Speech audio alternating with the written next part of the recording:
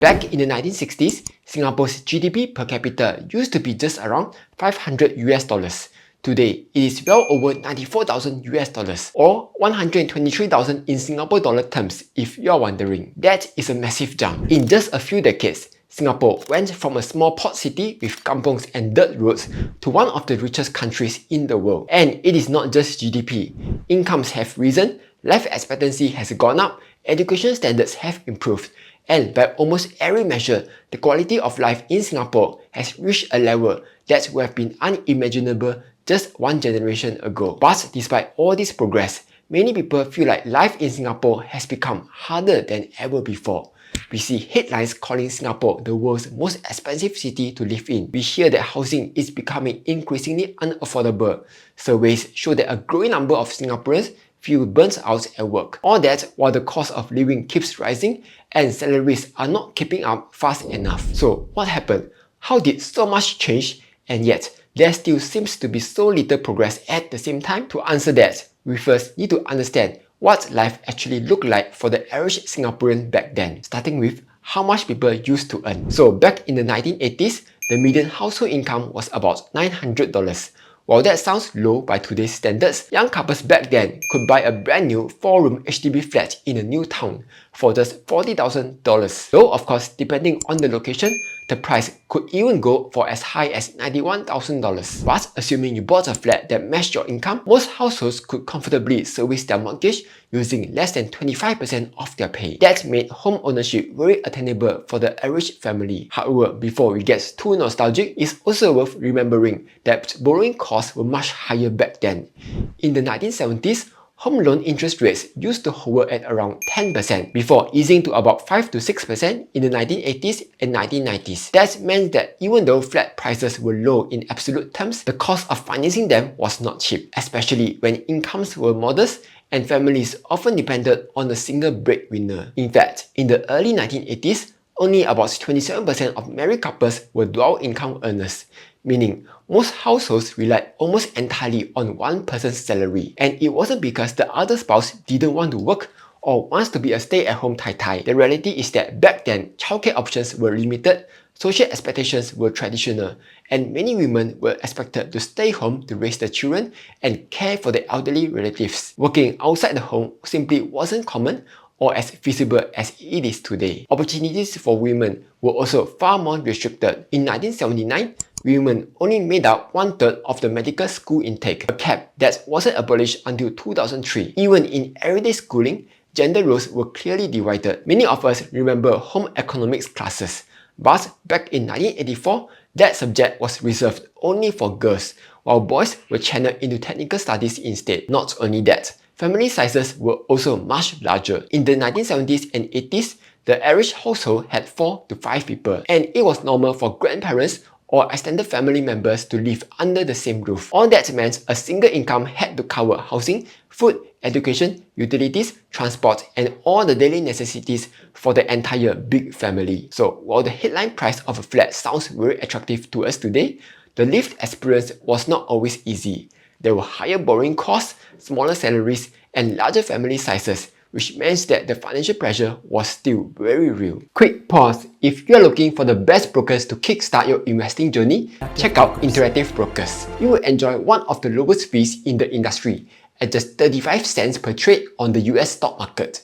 It also offers Ireland domiciled ETFs, perfect for saving on dividend withholding taxes. Plus, it also comes with free company research tools, so you can make smarter investing decisions. Feel free to use my Interactive Brokers link to open an account and start investing today.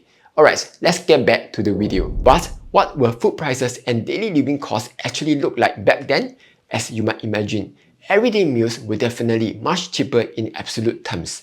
For example, this 1983 article showed that a plate of chicken rice used to cost about $1.50. Coffee was also incredibly cheap too. Depending on the location, a cup of kopi O would only cost around 20 to 30 cents in the 1980s. Even fast food was affordable.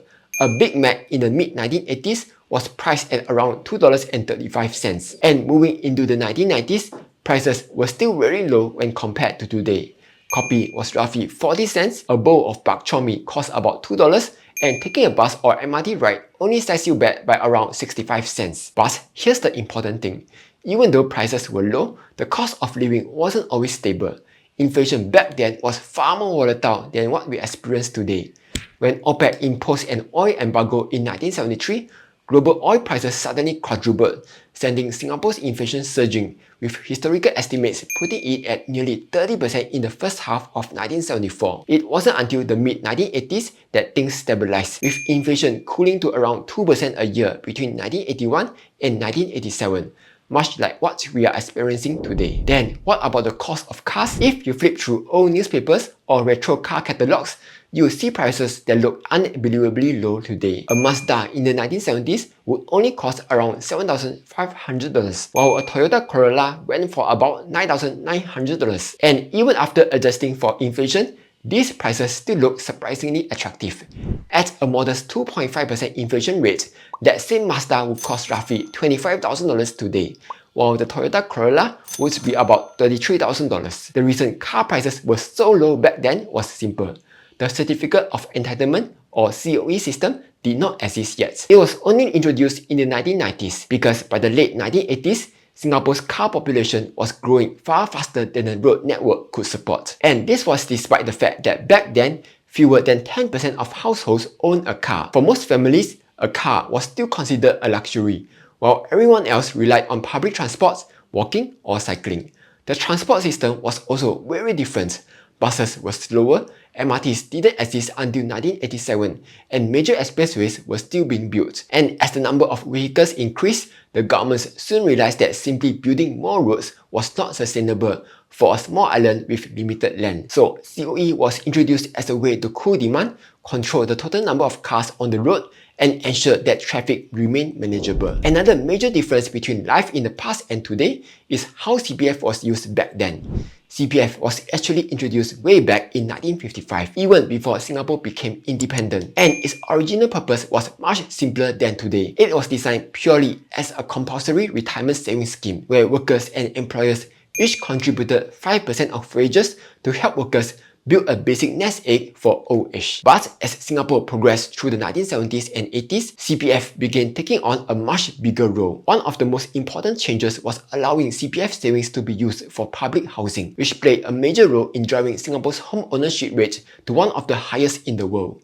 At the same time, contribution rates rose sharply. By 1985, combined employer and employee contributions peaked at 50%, where half of the worker's salary would go directly into CPF. Not just that, interest rates were also far more generous. Between 1974 and 1986, the CPF ordinary accounts earned up to 6.5% interest, while the special accounts enjoyed similarly higher rates.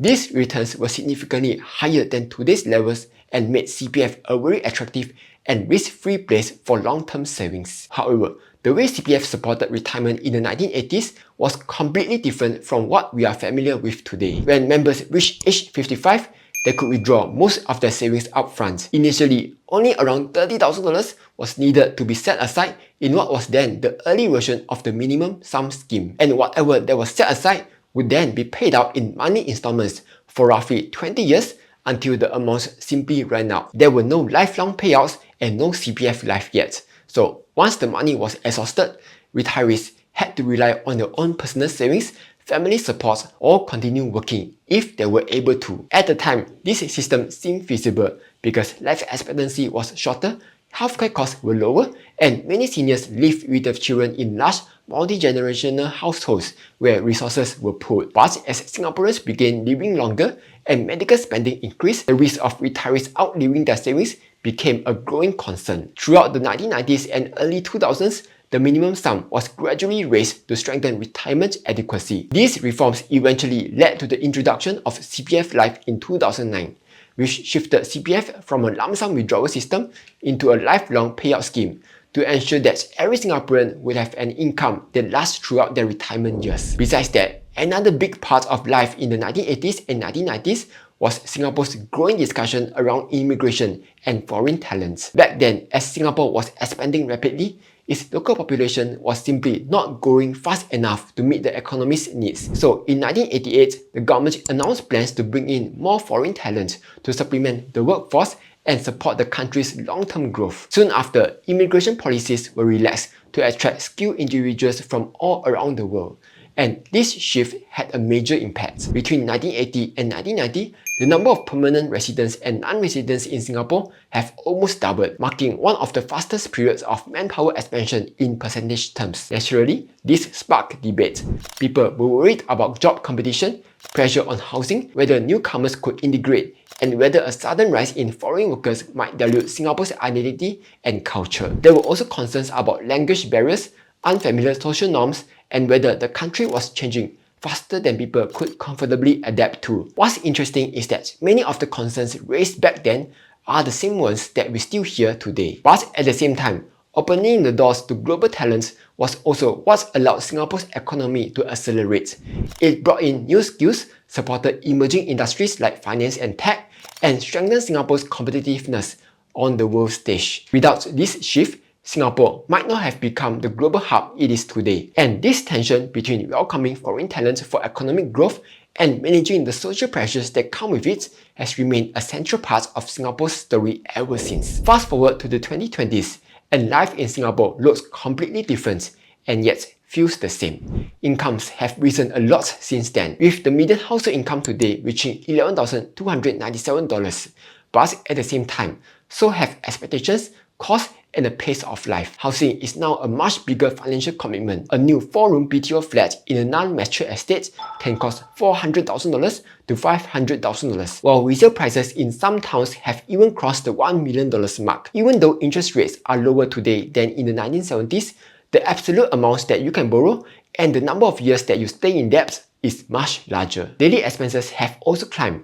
Eating out, childcare, transport, and healthcare cost more today than in the past. But a big part of this increase comes not just from inflation or higher wages in the economy, but also from increasing expectations. Families today spend more on dining, travel, enrichment classes, technology, convenience, and lifestyle upgrades, expenses that simply did not exist or were far more less common in the 1970s and 1980s.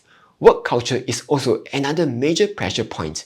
Singapore consistently ranks among the most overworked cities in the world, with long hours, rising competition, and the constant blur between work and personal life. With smartphones, emails, and messaging apps, many people are unable to turn off, and burnout has become increasingly common, especially among younger workers juggling career growth and family responsibilities. At the same time, the immigration conversation continues to shape how people experience life in Singapore. The economy today is far more globalized than in the 1980s, and the presence of foreign talent remains essential for sectors like tech, healthcare, finance, and engineering. But this also means competition can feel more intense, especially in a small country where opportunities are highly sought after. Yet, despite the challenges, today we also enjoy many advantages that previous generations never had.